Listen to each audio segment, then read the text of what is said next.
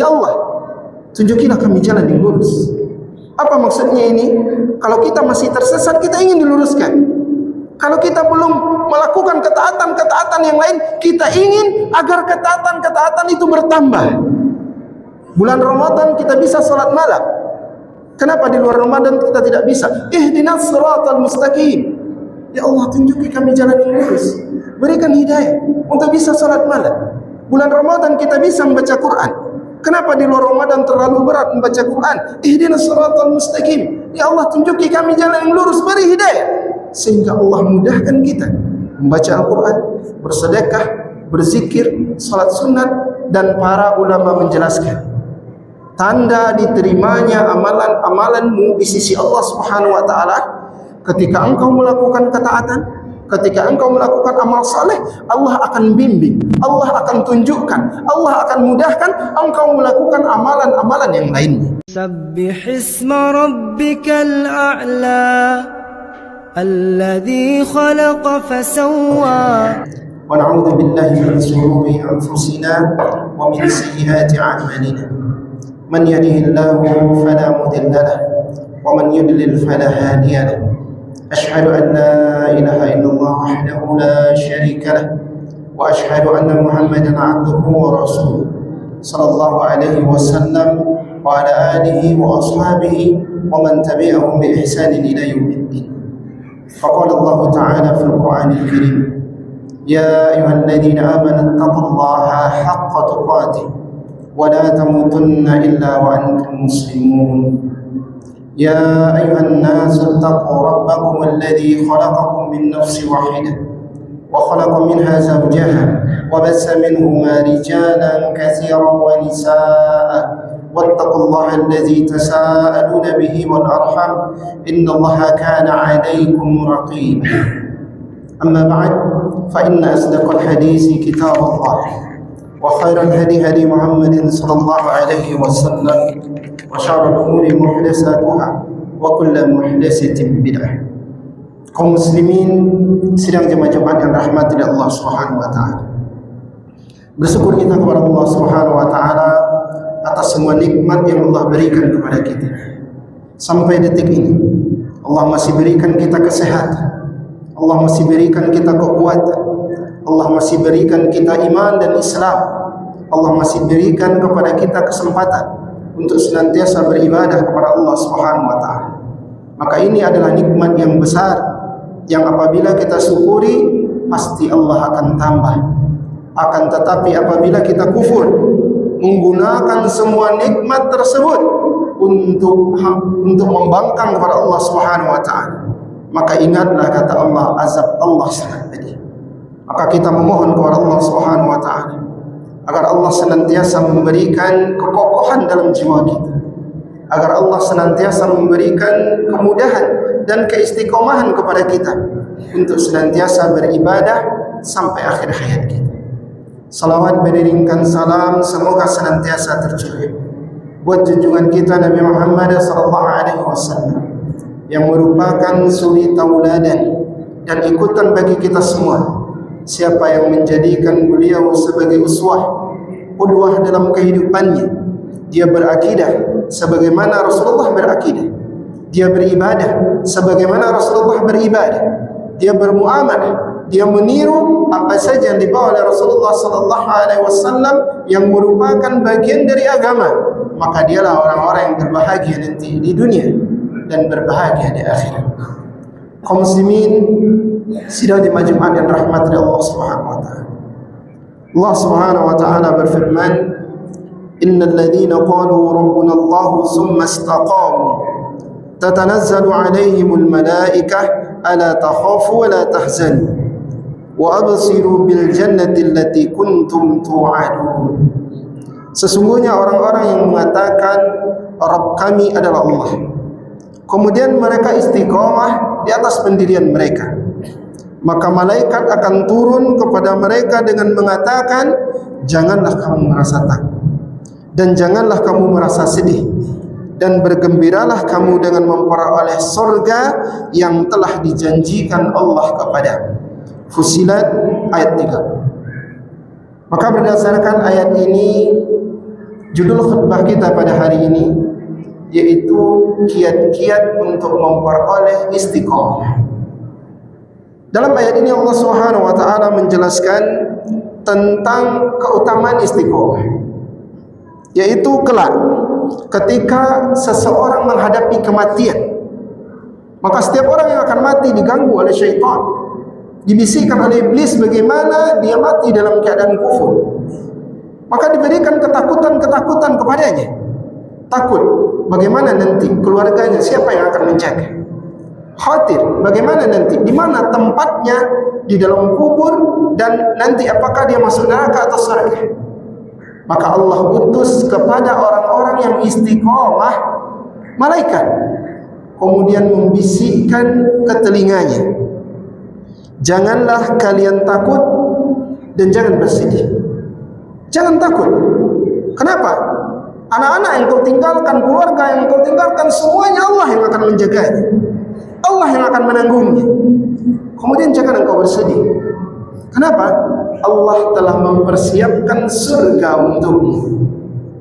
Maka orang-orang yang menghadapi keadaan yang seperti ini, terkadang Allah perlihatkan, ada kita lihat orang meninggal dalam keadaan tersenyum, maka ini dia telah mendengar bisikan dari malaikat tersebut, jangan takut, jangan bersedih, sesungguhnya Allah telah mempersiapkan surga untuk kaum muslimin sidang jemaah Jumat yang rahmat oleh Allah Subhanahu wa taala. Maka apa itu istiqomah? Maka para ulama mengatakan istiqomah itu menurut sebagian ulama mempertahankan akidah sampai akhir hayat kita. Sampai kita mati kita tidak berubah. Makanya Allah katakan wala tamutunna illa wa antum muslimun.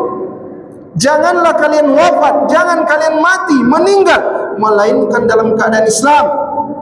Maka inilah istiqomah. Bagaimana kita menjaga, menata, mempertahankan sampai akhir hayat kita, sehingga akhir dari kehidupan kita la ilaha illallah, berada di atas ketaatan kepada Allah Subhanahu wa taala. Man kana akhiru kalamihi la ilaha illallah dakhala al-jannah. Siapa yang akhir ucapan yang keluar dari mulutnya la ilaha illallah, maka Allah akan masukkan dia ke dalam surga. Kaum muslimin sidang Jumat yang rahmati Allah Subhanahu wa taala. Kemudian yang kedua dikatakan oleh para ulama, apa itu istiqomah? Mempertahankan diri untuk terus berada di dalam ketaatan kepada Allah Subhanahu wa taala. Bagaimana dia menjaga, mengatur, terus berusaha, walaupun terjatuh balik lagi, walaupun sempat mundur jalan lagi, untuk tetap di atas ketaatan kepada Allah Subhanahu wa taala. Makanya Allah katakan wa'bud rabbaka hatta ya'tiyakal yaqin. Beribadahlah engkau kepada Allah sampai datang kepadamu al-yaqin. Apa itu al-yaqin? Kematian. Sesuatu yang pasti. Kapan akhir dari kita beribadah? Kematian. Tidak ada akhir dari ibadah kecuali kematian. Apakah setelah hari raya kemudian kita bebas untuk tidak beribadah? Tidak. Makanya para ulama mengatakan seburuk-buruk orang yang hanya beribadah pada bulan Ramadan, kemudian di luar Ramadan dia tidak beribadah. Bukankah Allah yang dia sembah pada bulan Ramadan itu juga Allah yang dia sembah di bulan-bulan yang lain? Kenapa dia menyembah hanya pada bulan Ramadan? Maka istiqomah mempertahankan diri berada di atas tauhid, mempertahankan diri untuk senantiasa berada di atas ketaatan kepada Allah Subhanahu wa taala. Kaum muslimin sidang jemaah Jumat yang rahmati Allah Subhanahu wa taala. Kemudian istiqomah adalah mempertahankan keikhlasan kepada Allah Subhanahu wa taala. Bagaimana kita terus berada di atas tauhid? Kita beribadah hanya untuk Allah, bukan karena selain Allah.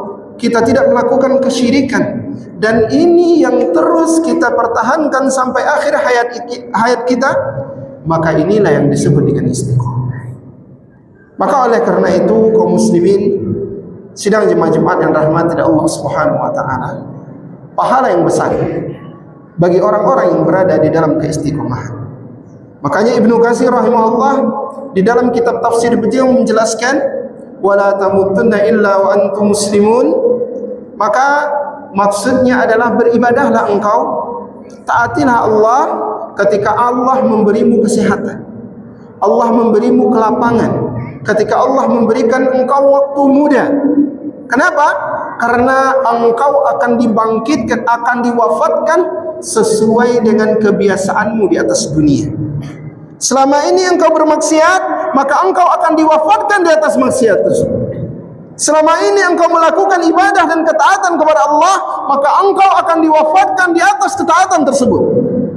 Maka ini yang dimaksud dengan janganlah kalian mati kecuali dalam keadaan Islam. Beribadahlah dalam waktu lapang, beribadahlah dalam waktu kuat, beribadahlah dalam waktu muda, sehingga menjadi kebiasaan, sehingga engkau dimatikan di atas kebiasaan. Bukankah kita melihat bagaimana orang yang berzina mati dalam keadaan berzina, orang yang mencuri mati dalam keadaan mencuri, orang yang melakukan maksiat mati dalam keadaan maksiat. Kenapa? Inilah kebiasaan. Dan kita juga mendengar ada orang yang meninggal dalam keadaan sujud, ada orang yang meninggal dalam keadaan salat, ada orang yang meninggal dalam keadaan membaca Al-Quran, ada orang-orang yang meninggal dalam keadaan beribadah kepada Allah Subhanahu wa taala. Dan inilah dia buah dari istiqomah. Kaum muslimin sidang di majmu'ah yang dirahmati Allah Subhanahu wa taala.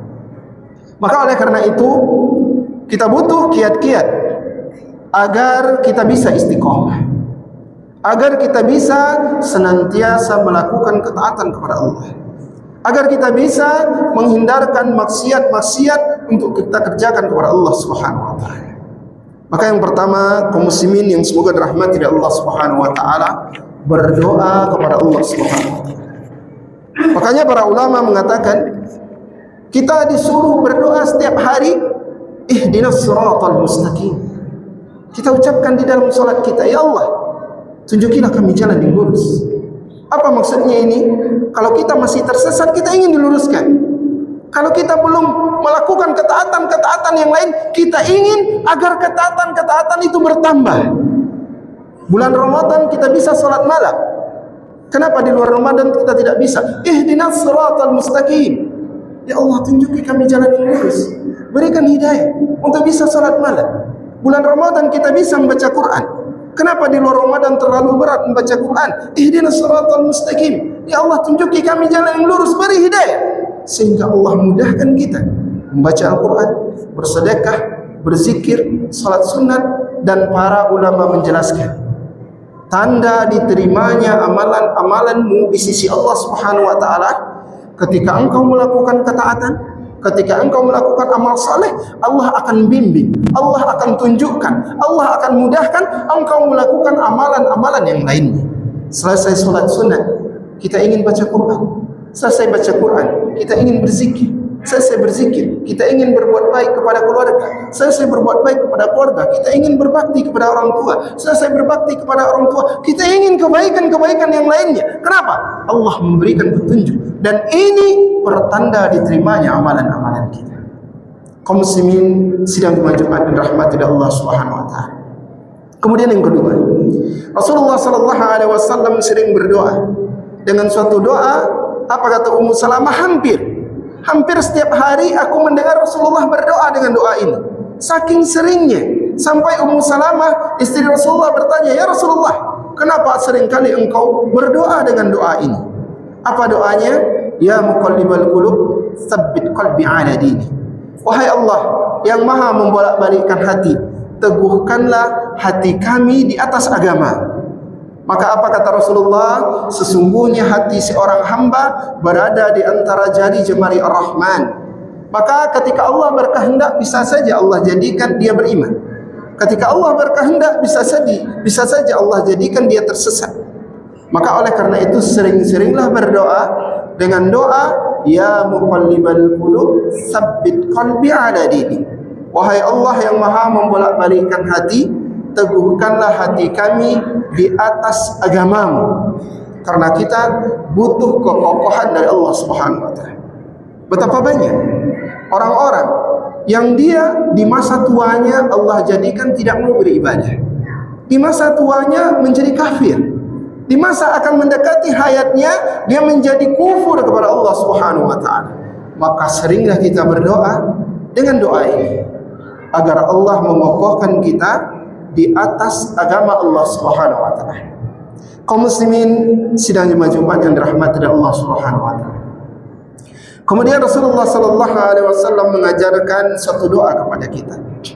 Doa yang sering dibaca Rasulullah di akhir salatnya ataupun sesudah salatnya. Apa doa yang dibaca oleh Rasulullah sallallahu alaihi wasallam?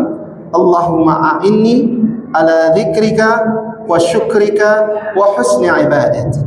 Ya Allah, bantulah aku ini. Mudahkanlah ya Allah. Untuk apa? Agar bisa berzikir kepadamu, agar bisa bersyukur kepadamu, dan agar bisa membaguskan ibadah kepadamu. Ini yang diminta Nabi sallallahu alaihi wasallam, agar kita mudah dibantu oleh Allah untuk melaksanakan ibadah. Tidakkah kita ingat ketika Nabi menjemput salat, kemudian bertemu dengan Musa alaihi salam, berapa? 50 kali sehari semalam, berat. Balik lagi sampai akhirnya 5 kali sehari semalam ketemu dengan Nabi Musa. Balik lagi ya Muhammad, berat. Minta lagi kemudahan. Umatku saja yang kuat-kuat, yang besar-besar tidak mampu. Apa kata Rasulullah? Aku malu. Apa kata Nabi Musa? Berat. Berat salat 5 waktu itu. Kalau bukan kemudahan dari Allah, tidak akan bisa kita melaksanakan. Betapa banyak orang-orang yang rumahnya di sebelah masjid tidak bisa dia melangkahkan kakinya ke masjid. Betapa banyak orang-orang yang berangan-angan, bercita-cita, saya nanti kalau sudah pensiun, kerja saya hanya ke masjid, saya akan rajin salat tahajud, saya akan rajin salat dan seterusnya. Ketika sudah pensiun, Allah gerakkan hatinya ke kedai main kuah, main domino. Allah gerakkan hatinya untuk menonton. Allah gerakkan hatinya untuk melakukan kelalaian-kelalaian. Mana dia salatnya? Mana dia ke masjidnya? Tidak ada. Kenapa Allah tidak mudahkan? Makanya para ulama, kaum muslimin sidang jemaah Jumat yang rahmati dari Allah Subhanahu wa taala menjelaskan, ketika muazin mengumandangkan hayya 'alas shalah, maka apa yang kita jawab? Rasulullah memerintahkan kita menjawab la haula wala quwwata illa billah. Mari kita salat. Apa yang kita jawab? Tidak ada daya, tidak ada upaya kecuali pertolongan Allah Subhanahu wa taala. Artinya kalau bukan karena pertolongan Allah, berat ibadah ini bagi kita. Kenapa? Jiwa ini tidak ingin beribadah. Jiwa ini ingin senang-senang. Jiwa ini ingin kelalaian. Dia ingin menonton malam-malam sepak bola sampai subuh. Tidak ingin dia salat tahajud. Dia ingin ketawa ke TV di kedai sampai malam-malam. Tidak ingin dia baca Quran. Ini keinginan jiwa. Maka mintalah kepada Allah, ya Allah bantulah, mudahkan aku untuk memperbagus ibadah kepadamu. Karena dengan pertolongan Allah lah, maka ibadah-ibadah tersebut bisa kita laksanakan. Kaum muslimin sidang jemaah Jumat yang dirahmati oleh Allah Subhanahu wa taala. Kemudian yang selanjutnya dijelaskan oleh Rasulullah sallallahu alaihi wasallam, yaitu hendaklah kita melakukan ibadah-ibadah tersebut secara konsisten, sebagaimana yang dijelaskan oleh Rasulullah sallallahu alaihi wasallam, ahabbul a'mali ila Allah taala adwamuha wa in qala. Sesungguhnya amalan yang dicintai oleh Allah itu sedikit tapi rutin. Ya, seseorang selesai Ramadan, makanya Rasulullah sambut dengan puasa Syawal.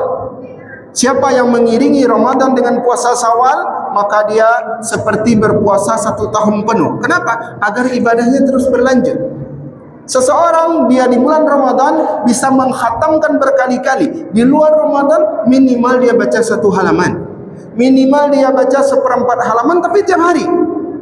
Di dalam Ramadan dia salat tarawih dan salat witir. Selesai Ramadan minimal dia salat tahajud 2 rakaat, kemudian salat witir 1 rakaat, tapi tiap hari. Ini yang disebut sedikit tapi terus menerus, dan ini dicintai oleh Allah Subhanahu wa taala. Kemudian yang terakhir, kaum muslimin sidang Jumat yang rahmati Allah Subhanahu wa taala, hendaklah kita ikhlas dalam beribadah kepada Allah. Rasulullah sallallahu alaihi wasallam menceritakan, inna ahadakum la ya'malu bi amali ahli al-jannah hatta bainahu wa bainaha ila dhira' fa yasbiqu alaihi al-kitab fa ya'malu bi amali ahli an-nar fa yadkhuluha. Ada salah seorang di antara kalian, dia mengerjakan amalan penduduk surga sampai-sampai jarak antara dia dengan surga itu sedengkal, dekat lagi dia dengan surga. Takdir mendahului, dia melaksanakan amalan penduduk neraka. Dia bermaksiat kepada Allah, kemudian dia mati di atas maksiat tersebut, dan Allah memasukkan dia ke dalam neraka. Apa kata para ulama? Ini terjadi pada orang-orang yang tidak ikhlas, yang menyembunyikan niat yang lain di dalam hatinya, yang menyembunyikan kekufuran di dalam hatinya. Maka menjelang dia mati, Allah bongkar niatnya, kemudian dia mati dalam keadaan melakukan kemaksiatan kepada Allah Subhanahu wa taala.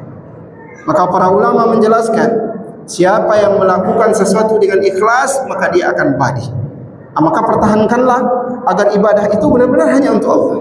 Usahakanlah agar ibadah itu benar ditujukan kepada Allah. Usahakan niatnya hanya untuk Allah. Maka ketika kita ikhlas melaksanakan ibadah, maka kita akan ringan dalam melaksanakan ketaatan tersebut, sehingga lahirlah keistiqomahan. Masih banyak tentunya kiat-kiat untuk bisa istiqomah, namun ini di antara hal yang bisa mendatangkan keistiqomahan kepada kita. Mintalah kepada Allah, mohonlah kepada Allah, berusahalah sehingga di akhir hayat kita kelak malaikat turun kepada kita, membisikkan ke dalam telinga kita, la takhaf wa la tahzan, memberikan kabar gembira kepada kita, Allah sudah mempersiapkan surga untukmu. Berjuanglah, janganlah kita mati kecuali dalam keadaan Islam. Fa'tabiru ya ulil absar la'allakum turhamun.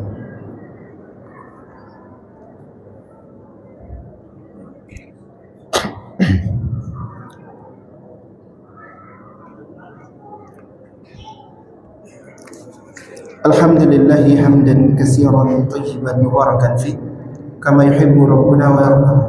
Asyhadu an la ilaha illallah wahdahu la syarika lah wa asyhadu anna Muhammadan abduhu wa rasuluh sallallahu alaihi wasallam wa ala alihi wa sahbihi wa man tabi'ahum bi ihsan ila yaumil. Qala Allah ta'ala fil Qur'anil Karim, ya ayyuhalladzina amanu taqullaha haqqa tuqatih wa la tamutunna illa wa antum muslimun. Amma ba'd. Muslimin sidang jemaah Jumat dan rahmati Allah Subhanahu wa taala. Allah Subhanahu wa taala berfirman, "Rabbana taqabbal minna innaka antas samiul alim." Ya Allah, terimalah amalan ini dari kami, sesungguhnya Engkau Maha mendengar lagi Maha mengetahui. Ketika menafsirkan ayat ini, Imam Ibnu Katsir menjelaskan ini adalah doa yang dibaca oleh Nabi Ibrahim ketika membangun Ka'bah. Ketika Nabi Ismail memberikan batu kepada Nabi Ibrahim, kemudian Nabi Ibrahim meletakkan batu tersebut, menyusunnya menjadi Ka'bah. Setiap dia meletakkan satu batu, dia berdoa kepada Allah, Rabbana taqabbal minna, ya Allah, terimalah amal ini dari kami. Maka para ulama mengatakan Nabi Ibrahim dan Ismail sangat takut amalnya tidak diterima oleh Allah Subhanahu wa taala. Jangan sampai perbuatan yang besar, membangun Ka'bah yang sampai hari ini umat manusia masih bertawaf di sekelilingnya, sebagian besar kita masih rindu untuk mendatanginya. Ketika membangunnya, Nabi Ibrahim dan Nabi Ismail memiliki rasa takut kalau amalannya tidak diterima oleh Allah Subhanahu wa taala. Sehingga setiap meletakkan satu batu, Rabbana taqabbal minna, Rabbana taqabbal minna, ya Allah, terimalah amal kami, ya Allah, jadikan ini amal saleh, ya Allah, terimalah ini dari kami. Maka perasaan ini harus ada pada diri kita semua. Amalan yang banyak yang telah kita lakukan selama bulan Ramadan, mintalah kepada Allah, berdoalah kepada Allah, senantiasa meminta Rabbana taqabbal minna. Dan inilah yang dilakukan oleh orang-orang saleh, para ulama. 6 bulan menjelang setelah hari raya, mereka berdoa kepada Allah, Rabbana taqabbal minna, ya Allah, terimalah amal kami, terimalah amal kami. Tidak ada hari yang paling bahagia, kata para ulama, ketika kami mengetahui kalau seandainya satu saja amalan kami yang diterima oleh Allah Subhanahu wa taala. Maka oleh karena itu jangan lupa kita berdoa agar Allah menerima amalan-amalan kita. Kaum muslimin sidang jemaah dan rahmat dari Allah Subhanahu wa taala. Mudah-mudahan Allah Subhanahu wa taala mengokohkan hati kita di atas tauhid, mengokohkan hati kita di atas agama Allah Subhanahu wa taala. Mudah-mudahan Allah mudahkan kita untuk senantiasa beribadah. Mudah-mudahan Allah Subhanahu wa taala memudahkan kita untuk meninggalkan maksiat. Mudah-mudahan Allah Subhanahu wa taala senantiasa menjaga kita. Ketika kita terjatuh ke dalam kemungkaran, Allah berikan hidayah untuk segera bertaubat. Mudah-mudahan Allah Subhanahu wa taala senantiasa menjaga kita, melindungi kita, mendekatkan kita kepada amalan-amalan yang memasukkan kita ke dalam surga. Semoga Allah menjauhkan kita, melindungi kita, menjauhkan kita dari amalan-amalan yang memasukkan kita ke dalam neraka. Semoga Allah Subhanahu wa taala menerima amal kita dan memasukkan kita ke dalam surga. Innallaha wa malaikatahu yusholluna 'alan nabi. Ya ayyuhalladzina amanu shallu 'alaihi wa sallimu taslima. Allahumma shalli 'ala Muhammad wa 'ala ali Muhammad. Kama shallaita 'ala Ibrahim wa 'ala ali Ibrahim innaka Hamidum Majid. Allahumma barik 'ala Muhammad wa 'ala ali Muhammad. Kama barakta 'ala Ibrahim wa 'ala ali Ibrahim innaka Hamidum Majid. Allahumma ighfir lil muslimina wal muslimat wal mu'minina wal mu'minat al-ahya'i minhum wal amwat innaka sami'un qaribun mujibud da'wat ya qadiyal hajat. Rabbana zalamna anfusana wa in lam taghfir lana wa tarhamna lanakunanna minal khasirin. Rabbana la tuzigh qulubana ba'da idh hadaytana wa hab lana min ladunka rahmah innaka antal wahhab. Ya muqallibal qulub tsabbit qulubana 'ala dinik. Ya musarrifal qulub sarrif qulubana 'ala ta'atik. Allahumma a'inna 'ala dzikrika wa syukrika wa husna ibadatik. Rabbana atina fid dunya hasanah wa fil akhirati hasanah wa qina adzabannar. Subhana rabbika rabbil izzati amma yasifun wa salamun 'alal mursalin walhamdulillahi rabbil alamin. Aqimis